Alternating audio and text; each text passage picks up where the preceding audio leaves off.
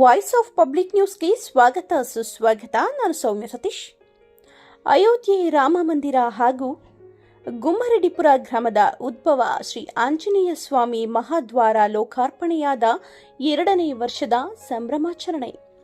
ಶ್ರೀನಿವಾಸಪುರ ತಾಲೂಕು ಗುಮ್ಮರೆಡ್ಡಿಪುರ ಗ್ರಾಮದಲ್ಲಿ ನಿರ್ಮಿಸಿರುವ ಉದ್ಭವ ಶ್ರೀ ಆಂಜನೇಯ ಸ್ವಾಮಿ ಮಹಾದ್ವಾರ ಹಾಗೂ ಅಯೋಧ್ಯ ರಾಮ ಮಂದಿರ ಲೋಕಾರ್ಪಣೆಯಾದ 2ನೇ ವರ್ಷದ ಸಂಭ್ರಮಾಚರಣೆಯನ್ನು ಗ್ರಾಮದ ಮಹಾದ್ವಾರ ಹಾಗೂ ಶ್ರೀರಾಮದೇವರ ಪೂಜೆಯನ್ನು ಗುಮ್ಮರೆಡ್ಡಿಪುರ ಗ್ರಾಮಸ್ಥರಿಂದ ಹಮ್ಮಿಕೊಳ್ಳಲಾಗಿತ್ತು.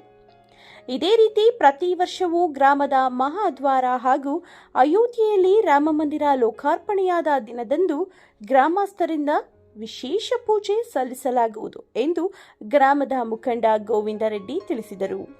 ಗ್ರಾಮಸ್ಥರಿಂದ ಬಂದಂತಹ ಭಕ್ತಾದಿಗಳಿಗೆ ತೀರ್ಥ ಪ್ರಸಾದ ವಿತರಿಸಲಾಯಿತು.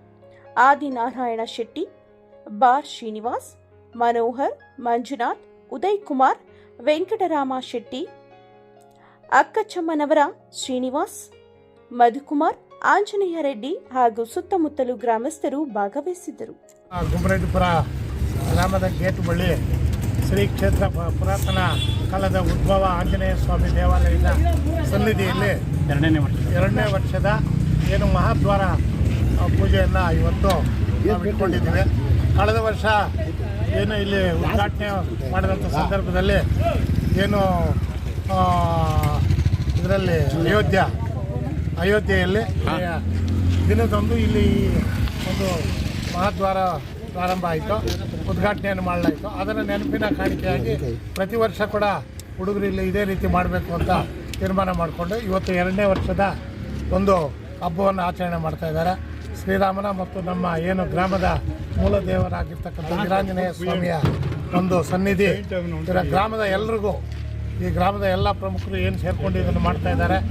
ನಮ್ಮ ಅಂಗಡಿ ಶ್ರೀನಿವಾಸ್ ಇರ್ಬೋದು, ಮಂಜುನಾಥ್ ಶೆಟ್ಟಿ ಇರ್ಬೋದು, ಆಜ್ಞಾನ ಶೆಟ್ಟಿ, ಆಂಜನೇಯ ರೆಡ್ಡಿ, ಶ್ರೀನಿವಾಸು, ಮಧುಕುಮಾರ್, ಇನ್ನೂ ಅನೇಕ ಜನ ಇಲ್ಲಿಗೆ ಬಂದಿಲ್ಲ.